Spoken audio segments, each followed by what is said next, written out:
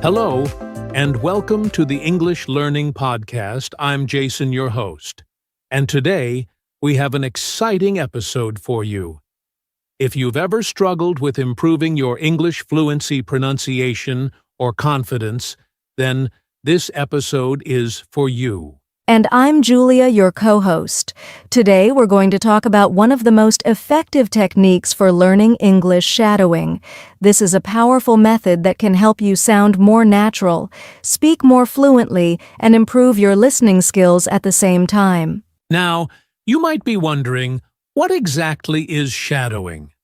Well, it's a simple but powerful technique where you listen to English audio and repeat it immediately, word for word, like an echo. It helps you develop a natural rhythm and pronunciation, just like native speakers. That's right.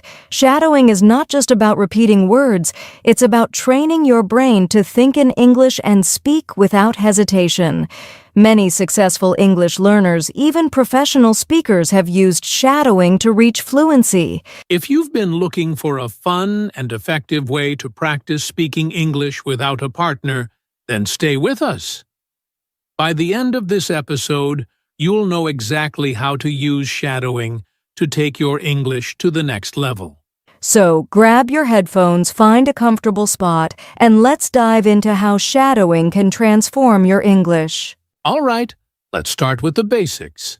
What exactly is shadowing? Shadowing is a language learning technique where you listen to native English speech and immediately repeat what you hear, word for word, without pausing. Imagine you're a shadow, copying every sound and rhythm instantly. Yes. Think of it like being an echo. When you hear a sentence, you repeat it right away, mimicking the pronunciation, speed, and tone of the speaker. Let's do a quick demonstration. Jason, say a simple sentence in English and I'll shadow you. Clearly and naturally, English is fun to learn if you practice every day.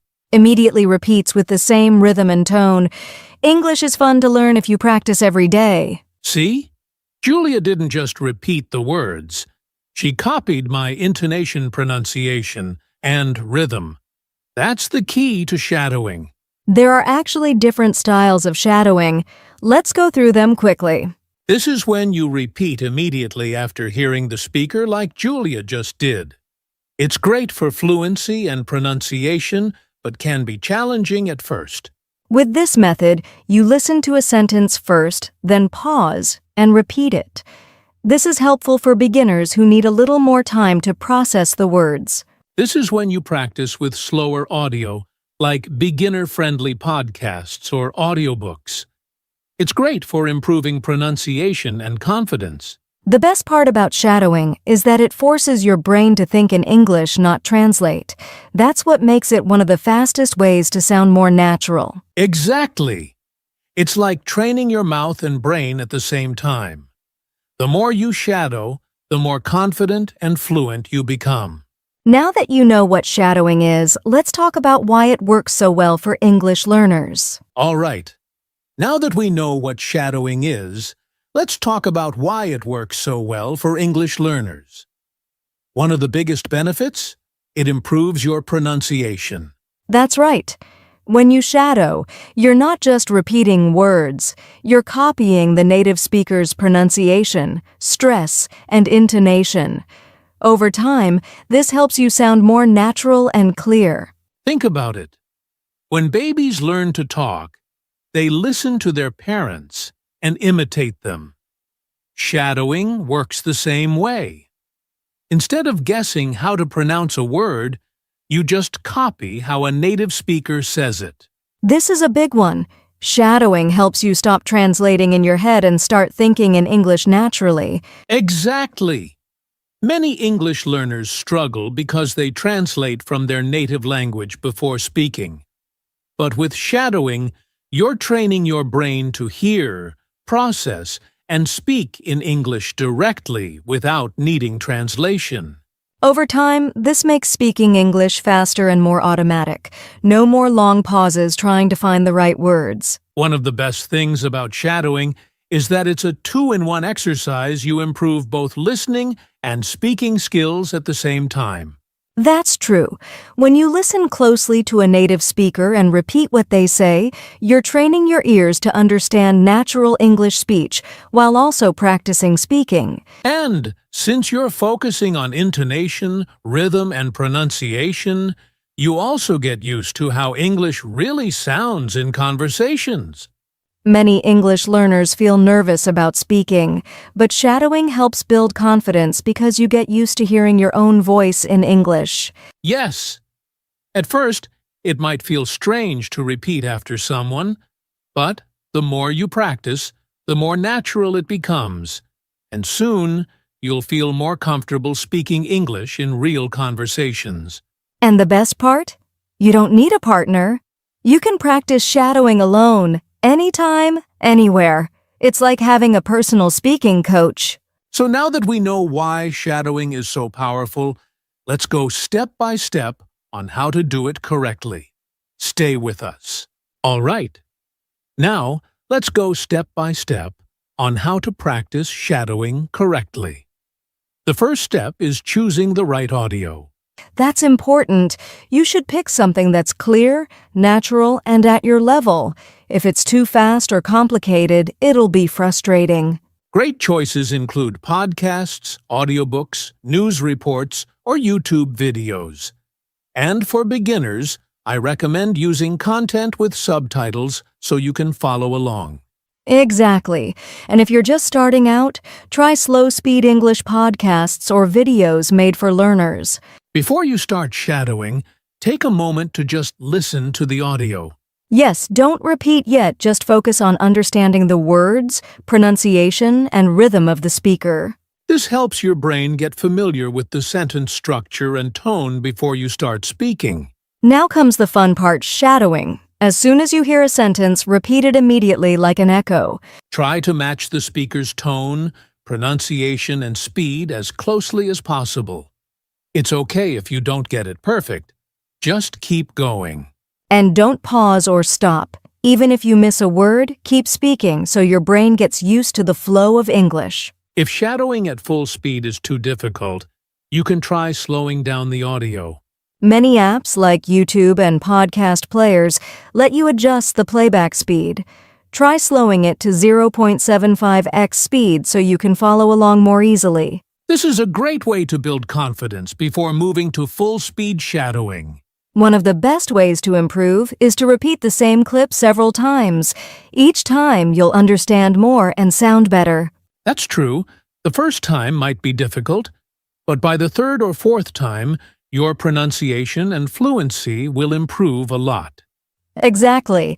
And if you practice the same short clip for a few days, you'll notice your speech becomes more natural and confident. Here's a pro tip: record yourself shadowing and compare it to the original speaker. Oh, that's a great idea.